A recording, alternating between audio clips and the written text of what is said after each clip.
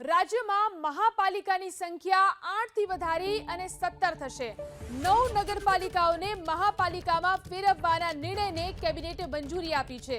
સુરેન્દ્રનગર, ગાંધીધામ, પોરબંદર મહાપાલિકા બનશે, તો વાપી, આણંદ અને મહેસાણા પણ મહાનગરપાલિકા બનશે।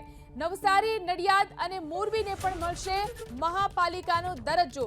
કેબિનેટમાં લેવાયેલા નિર્ણય અંગે બપોર બાદ જાહેરાત કરવામાં આવશે। પોરબંદરનો મહાપાલિકાનો દરજ્જો આ નિર્ણયને અર્જુન મોઢવાડીએ આવકાર્યો છે, તો 9 નગરપાલિકાઓને મહાનગરપાલિકા બનાવવામાં આવશે।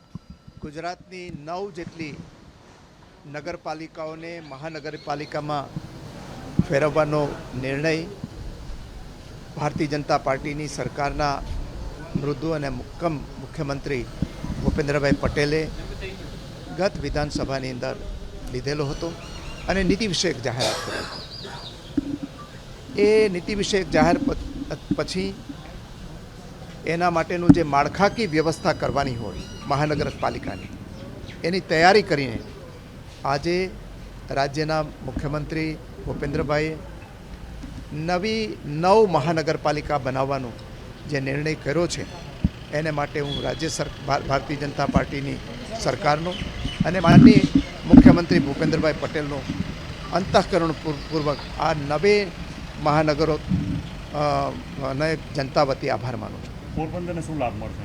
આને કારણે જે મારું પોરબંદર નગર છે, મહાત્મા ગાંધીની જન્મભૂમિ છે, ભક્ત સુદામાજીની કર્મભૂમિ અને જન્મભૂમિ છે, અને સોમનાથ અને દ્વારકાની વચ્ચે બરોબર મિડલની અંદર પોરબંદર નગર આવેલું છે। એક તરફ પોરબંદરના એક છેડે જ્યાં રૂક્ષ્મણી વિવાહ થયા હતા ભગવાન કૃષ્ણના, ત્યાં માધવપુર આવેલું છે, બીજી તરફ હર્ષદ માતાજીનું મંદિર આવેલું છે, અને 100 કિલોમીટર જેટલો રમણી દરિયા કિનારો આવેલો છે।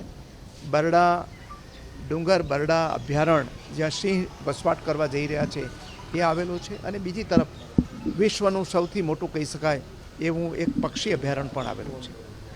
ટુરિસ્ટ પોટેન્શિયલ, પ્રવાસનની સંભાવનાઓ અહીં ભરપૂર પડેલી છે, અને પ્રવાસનના વિકાસ માટે નગરની સફાઈ અને નગરનો ટ્રાફિક ઉત્તમ કક્ષાનો હોવો જોઈએ।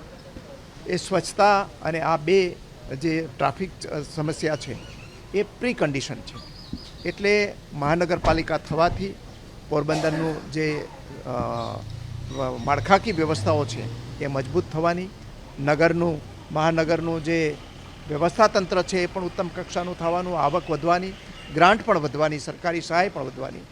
એને કારણે પોરબંદરને જે ભારતીય જનતા પાર્ટીની સરકાર છે વિશ્વના નકશામાં મૂકવા માગે છે, એનાથી પોરબંદરની જનતાને, પોરબંદર શહેરને, રાજ્યને, તમામને ખૂબ મોટો ફાયદો થવાનો છે।